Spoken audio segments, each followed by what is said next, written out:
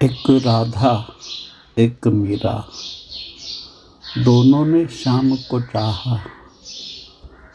अंतर क्या दोनों के चाह में बोलो। एक प्रेम दीवानी, एक दरस दीवानी। राधा ने मधुबन में ढूंढा, मीरा ने मन में पाया। राधा जिसे खो बैठी वो गोविंद, मीरा के हाथों बिका आया। एक मुरली, एक पायल, एक पगली, एक घायल। अंतर क्या दोनों की प्रीत में बोलो। एक सूरत लुभानी, एक मूरत लुभानी। एक प्रेम दीवानी, एक दरस दीवानी। मीरा के प्रभु गिरधर नांगर, राधा के मनमोहन। राधा नित श्रृंगार करे और मीरा बन गई जोगन। एक रानी एक दासी, दोनों हरि प्रेम की प्यासी। अंतर क्या दोनों की तृप्ति में बोलो। एक जीत न मानी, एक हार न मानी।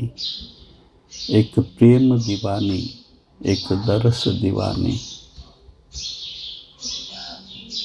प्रेम का फूल चाहे किसी हृदय में खिले, वह अलौकिक रंग और खुशबू से परिपूर्ण होता है। राधा का, मीरा का श्याम के प्रति प्रेम भी उतना ही मधुर और मूल्यवान है, जिसकी तुलना नहीं की जा सकती। विश्व में साधारण सी चीज की तुलना भी करना गलत है, तो फिर प्रेम की तुलना कैसे संभव है। कुछ मूढ़ लोग प्रेम और प्रेम में भी भेद करते हैं। प्रेम का रंग तो एक जैसा है, वो चाहे स्त्री का हो, चाहे पुरुष का हो, चाहे ब्राह्मण का हो, शूद्र का हो, वैश्य का हो या क्षत्रिय का हो। राधा और मीरा के प्रेम में क्या अंतर है।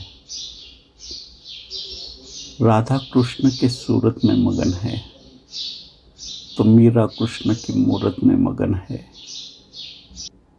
एक कृष्ण के प्रेम की दीवानी है, तो एक कृष्ण के दर्शन की दीवानी है। राधा मधुबन में कृष्ण को खोजती है, वही उसका प्रेम की शुरुआत हुई थी, वहीं पर उसका प्रेम निखरा था। जैसे नदी सागर में खो जाती है, कृष्ण रूपी सागर में राधा की भी धारा खो गई थी। मीरा के समय में कृष्ण तो शरीर में भी मौजूद नहीं था, फिर भी मीरा कृष्ण को प्रेम कर पाई। प्रेम के लिए जन्म, जात, समय, काल, स्थान, कोई भी चीज बंधन नहीं बन सकती। प्रेम कालातीत है। राधा को जो मधुबन में मिला था, वो मीरा ने मन में पाया। राधा को भी कृष्ण सदैव हमेशा के लिए नहीं मिल सका। कृष्ण जिस दिन गोकुल छोड़ गया, वृंदावन छोड़ गया, तो फिर लौटा ही नहीं वापस। राधा जिसको खो बैठी थी, उसको मीरा ने अपनी जगह बैठे बैठे पाया, जैसे कृष्ण खुद ही मीरा के हाथों बिकाया हो। प्रेम की कोई सीमा नहीं होती। एक प्रेम मुरली की तरह था, जिससे मधुर संगीत जन्मा, और एक प्रेम पायल की तरह था, जिससे अलौकिक नृत्य प्रकट हुआ। एक कृष्ण के प्रेम में पागल थी, तो एक कृष्ण के प्रेम से घायल थी, एक कृष्ण की लुभावनी सूरत में खो गई थी, तो एक कृष्ण की मूरत में खो गई थी। मगर दोनों में अंतर कुछ भी नहीं है। दोनों आखिर कृष्ण के प्रेम में ही तो खो गई। प्रेम में जो खोता है वही तो पाने का हकदार बनता है। दोनों ने कृष्ण में अपने को खो दिया, इसलिए दोनों भी कृष्ण को पा सके। यही तो प्रेम की खूबी है। मीरा ने कृष्ण को अपने गीतों में संजोया। मीरा के प्रभु गिरधर नांगर। मीरा के सभी गीत विरह की पीड़ा से जन्मे हैं, मगर उस विरह में भी प्रेम भरा है। मीरा के लिए विरह भी आनंद है, पीड़ा में भी प्रसन्नता है। मीरा उदास नहीं है, मीरा निराश नहीं है। जैसे मीरा नाची है, ऐसे कौन नाच सकता है? नाच तो उत्सव का प्रतीक है। कुछ पारलौकिक मीरा ने पाया था, इसलिए तो विरह की पीड़ा भी नृत्य बनकर प्रकट हुई और गीत बनकर गूंजने लगी। एक रानी की तरह कृष्ण के मौजूदगी में डूब गई, तो एक दासी की तरह कृष्ण की सेवा में डूब गई। एक नित्य श्रृंगार करके कृष्ण को लुभा रही थी, तो एक जोगन बनकर गली गली कृष्ण के गीत गाने लगी थी। दोनों के प्रीत में कोई अंतर नहीं है। दोनों हरि नाम की प्यासी है, दोनों हरि प्रेम की दीवानी है।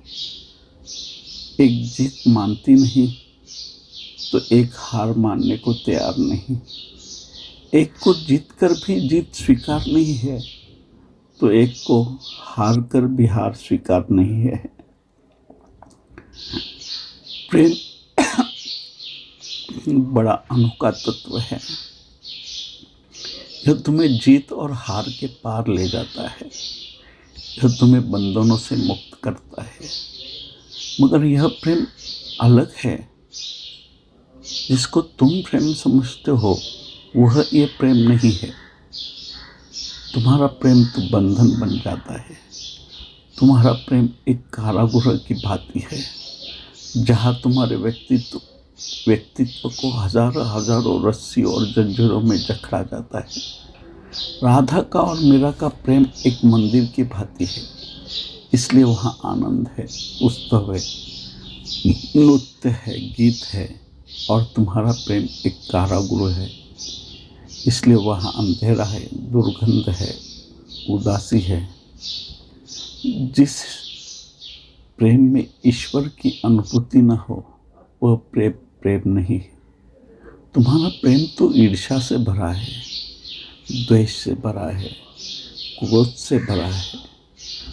तुमसे अच्छा तो पशु का प्रेम लगता है। तुम्हारा प्रेम उदासी ले आता है, दुख ले आता है, बेचैनी ले आता है, फिर भी तुम उसको प्रेम कहे चले जाते हो। कृष्ण को अधिकतर लोग केवल इसलिए स्वीकार नहीं कर पाते कि वह एक साथ इतने सारे स्त्रियों को कैसे प्रेम कर पाता है। प्रेम तो एक से ही किया जाना चाहिए। याद रखना, कृष्ण एक सागर की तरह है, जहाँ हजारों सरिता आकर उसमें खो जाती है। तुम परमात्मा को भी व्यक्ति की तरह प्रेम करते हो। तुम अगर व्यक्ति को भी समिष्टि की तरह प्रेम कर सको तो तुम्हारा जीवन भी रूपांतरित हो सकता है। प्रेम कहने से प्रेम के बारे में जानना नहीं हो सकता। प्रेम जीने की बात है, प्रेम अनुभव करने की बात है। अगर तुम चाहते हो कि तुम्हारा प्रेम भी राधा और मीरा जैसे मंदिर की तरह पवित्र बने, तो तुम प्रेम को मुक्त करो, बंधनों से मुक्त करो, उसे पूरा आकाश दो, फैलने दो, बढ़ने दो, सीमा के बाहर प्रवाहित होने दो। मुक्त पंछी की तरह आकाश में विहरने दो। फिर देखना तुम्हारा प्रेम भी एक नए आयाम में प्रवेश करेगा, जब तुम्हें हर आकार में निराकार का एहसास होने लगेगा। हर दृश्य में तुम्हें अदृश्य की पहचान होने लगेगी। जड़ पहचान से भी प्रभु की छवि उभरने लगेगी और मौत भी जिंदगी बन जाएगी। धन्यवाद।